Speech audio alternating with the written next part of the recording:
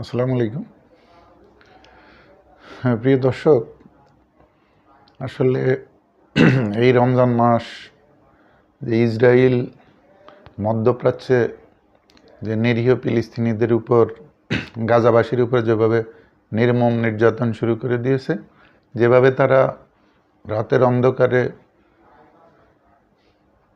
বোমারু বিমান থেকে ভয়ঙ্কর বোমা হামলা করছে গাজায়, যেভাবে তারা নিষ্পাপ শিশু এবং নিরীহ নিরপরাধ মুসলমানদেরকে নির্বিচারে হত্যা করে যাচ্ছে, সারা পৃথিবী এ ব্যাপারে কোনো শব্দই নেই। তারা এ ব্যাপারে কাউকে সোচ্চার দেখা যাচ্ছে না।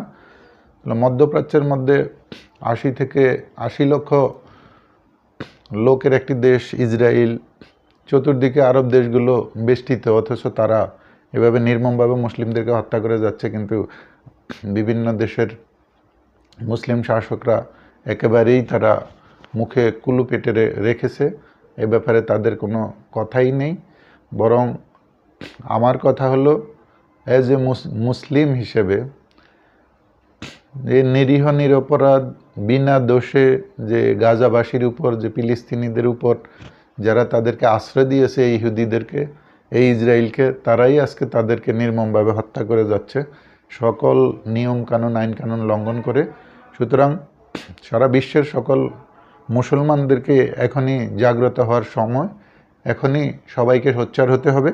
ইসরায়েল, ইন্ডিয়া এবং আমেরিকা, এরাই সারা পৃথিবীতে যত হত্যাকাণ্ড চলছে, তারা ভারত হত্যা করছে মুসলমানদেরকে, ভারতে ইসরায়েল হত্যা করছে বিনা দোষে গাজায়, ফিলিস্তিনে, সারা বিশ্বে। এবং মার্কিনিরা সেখানে আবার ইন্ধন দিচ্ছে, অস্ত্র সহ সকল কিছু সরঞ্জাম, মার্কিন সাহায্য নিয়ে তারা ইসরায়েল এভাবে মুসলমানদেরকে, এইভাবে ফিলিস্তিনিবাসীকে, এভাবে গাজাবাসীকে নির্মমভাবে নির্বিচারে বিনা অপরাধে বিনা দোষে হত্যা করে যাচ্ছে। তাদের অপরাধ একটাই, তারা মুসলমান। সুতরাং মুসলমানদেরকে নির্বিচারে হত্যা করা যায়, এ ব্যাপারে কোনো সমস্যাই নেই, তাদের কোনো বিচার নেই, তাদের বিরুদ্ধে রুখে দাঁড়ানোর কোনো ব্যবস্থা নেই। সুতরাং সারা বিশ্বের সকল মুসলিম রাষ্ট্রের যে শাসক, মুসলিম শাসক যারা, তাদেরকে এই মুহূর্তেই একত্রিত হতে হবে এবং আমাদের দেশেও আওয়াজ তুলতে হবে এই নির্মম হত্যাকাণ্ডের বিরুদ্ধে। যারা নির্বিচারে শহীদ হচ্ছে, তাদের ঘুমন্ত মানুষের উপরে ভয়ঙ্কর বোমা হামলা করে তাদেরকে নির্বিচারে হত্যা করা হচ্ছে, শহীদ করা হচ্ছে, তাদের একটাই দোষ, তারা মুসলমান। সুতরাং আমরা আর কতদিন এভাবে মার খেয়ে যাবে মুসলমানরা? সকল মুসলিম রাষ্ট্রগুলো একত্রিত হয়ে এই ইসরায়েলকে সম্পূর্ণরূপে মাটির সাথে মিশিয়ে দিতে হবে।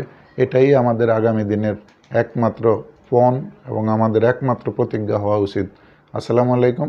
আমার এই রহমান স্টক ইউটিউব চ্যানেলটি সার্চ দিয়ে একটি করে সাবস্ক্রাইব করুন এবং এই ভিডিওটি ফেসবুকেও দেখতে পাবেন। লাইক, কমেন্ট, শেয়ার করুন। আপনাদের পাশে রাখুন। আসসালামু আলাইকুম।